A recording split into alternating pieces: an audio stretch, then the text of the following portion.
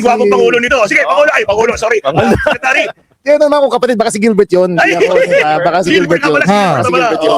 Gwapogi rin yun. Okay rin, gwapo rin. Hindi tatawagin pangit ni Gwanson yun. Correct. At saka, Dahil kasi mga kababayan, speaking of 2028 yung tatakbong presidente sa lineup ni PBBM, may mga lumalabas na balita na si John Vic Remulla daw yun, pero may mga lumalabas din naman na balita na si Gibo Teodoro yun. Pero hanggat wala pa naman po, malayo pa ang eleksyon mga kababayan, hanggat wala pang official, isa lamang po yung alam natin na gustong magpresidente. Walang iba kung hindi si Sara Duterte na maaga pa lang, nag-announce na po na siya po talaga ay tatakbo sa pagka-presidente sa darating na 2028. So yun lamang po, sa ngayon yung alam natin na pwedeng tumakbo sa pagka-presidente. Anyway, tuloy pa natin. para lang klaro sa lahat. Yan. Sige. Wala ka, para sa klaro. Para lang. Si Ombudsman, hindi anak sa labas yun. Talagang buong kapatid ko yan. Ano yan? Officially yan. Official, Isa lang pinanggalingan namin na sila pupunan, isa lang pinanggalingan namin. Ama, Yan. kamukha niya lang yung lolo ko. Ako, kamukha ko ng tatay ko. Yan.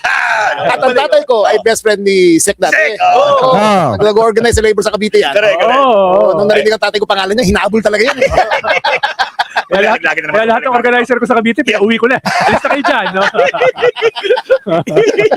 Ang hilig ng si Erpat mo, ako nung dating reporter, ang hilig magpakain niya ng talaba sa kanyang farm dati, naku sus, grabe. Pero sagutin mo yung tanong. Akala ko kain ka.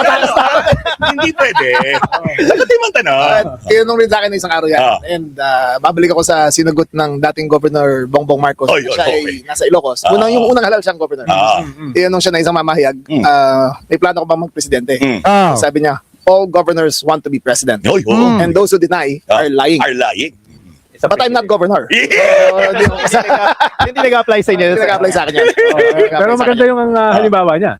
So, No? Si Bongbong Marcos. Na eventually naging presidente. Yun yung maganda ron. No? Ang tawag dyan ay subliminal. pero mga kababayan, na itokat na natin dito. Pero kung titingnan nyo mga kababayan, sabi ko nga po, malayo pa yung 2028, kaya mahirap pa pag-usapan sa ngayon yung presidency. Pero kung babalik po tayo dun sa mismong talagang konteksto nitong usapin po na ito about po dun sa arrest warrant ni Senator Bato de la Rosa, mapapansin nyo po na sinasabi ni Secretary John Vic Remulla na wala pa naman talagang opisyal. Ibig sabihin, may arrest warrant mga kababayan, pero wala pang opisyal.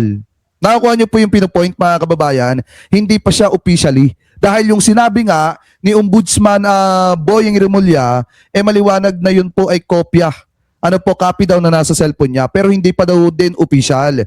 So ngayon, ang nakakapagtaka kasi dito, alam naman ni Senator Bato de la Rosa, siguro dahil may mga intel siya at may mga nakakarating din na balita sa kanya na yung arrest warrant po talaga ay hindi pa officially. So ngayon, kaya siguro nasasabi ni Ramon Tulfo at ni Atty. Jesus Palsis na may maaarestong isang senador, baka nga dahil yung arrest warrant, papalabas na, mga kababayan. So ngayon na nakakapagtaka lang kasi dito, bakit masyadong takot na takot etong si Senator Bato? At ipinapahiwatig niya, ipinapakita niya sa taong bayan yung pagiging duwag po niya, mga kababayan. Kaya nga ito po yung payo ko kay Senator Bato. Kasi ang paniniwala ko talaga dyan, mga kababayan, maaaresto po etong si Bato de la Rosa at mapapatulad po siya kay dating Pangulong Duterte na magiging Shopee Lazada papunta doon, mga kababayan, sa dahig. Kasi nga paniniwala ko, yung arrest warrant, mga kababayan, papalabas na. Papalabas na at posible na maaresto etong si Bato de la Rosa. So ngayon, kung makikinig si Senator Bato sa sinasabi ni Secretary John Vic Remulla na wala pang opisyal na arrest warrant, pwede siyang magpagala-gala. Pero baka pagka nagpagala-gala siya, magulat na lang siya, mga kababayan, inaaresto na po pala siya. Yun yung mahirap dyan, mga kababayan. So kung kayo ang tatanungin, mga kababayan, ano po masasabi ninyo, hingil po dito sa di umano issue ng arrest warrant ni Senator Bato de la Rosa.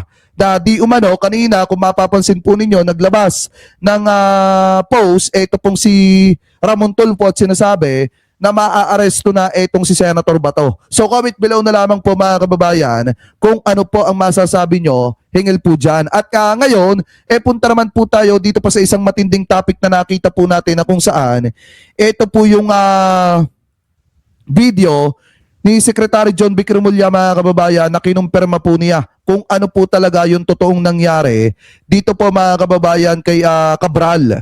Ano po, so ngayon malalaman nyo dito kung ano ba talaga yung totoong nangyari mga kababayan dito po kay Cabral bago ayon po sa sinasabi mga kababayan ng isinagawang investigasyon ng ating mga kapulisan. So ito, i-play po natin. Check, John Vic. Samantala naman sa may Tuba Benguet. Pwede. Pwede.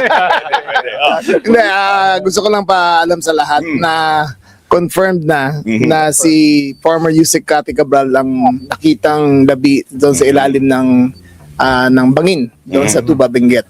Siya ay isinagawa ng isang autopsy at DNA swab. At unofficially, yung DNA swab ay lumabas na siya talaga yon, plus the fingerprints, plus the identification of the family. Yeah. At lumalabas rin na consistent sa investigation sa follow-up investigation. Number one, walang sa kotse, walang signs of struggle. Yeah. Walang blood stains. Number two, ang autopsy ay So ibig sabihin hindi pinagtangkaan yung kanyang buhay mga kababayan sa madalit salita. Kasi wala pong kahit na anong ebidensya na nakuha doon po sa kotse. Ibig sabihin malinis yung sasakyan mga kababayan at wala po talagang mga pangaharas o pananakit na nangyari dito po kay Yusek Cabral. Anyway, tuloy pa natin. consistent with blunt force trauma from a high fall. From a fall. Kakahulog. Number three, mag-isa talaga siya sa lugar na yon nung binaba ng driver. Walang witnesses. Walang witnesses, pero it turns out nung umaga, sinubukan niya na. Nakita lang ng pulis, kaya umatras siya. Pero nung bumaba siya, parang pagbaba kasi ng driver ng 2 kilometers down parang paggasolina. Pagbalik ng driver, di na siya nakita eh. So baka doon pa lang tumalon na. Ayun na naman. So ang cause of death, Blunt force trauma. Wasak ang kanan na bahagi ng mukha niya. Bali ang kamay, bali ang tuhod, at saka dito sa likod basag, at saka yung kanyang ribs ay nag-leakage, ay shattered towards the internal organs. So Medyo Kasi kung titingnan nyo mga kababayan, di ba, nasa 20 to 30 meters yung taas mga kababayan. Tama ba? Yung taas noong bangin dyan po sa may Cannon Road. At kapag ka ikaw ay sumubok na tumalon dyan, talagang ang babagsakan mo mga kababayan, puro bato eh. Talagang bali-bali ka talaga dyan at basag talaga mga kababayan.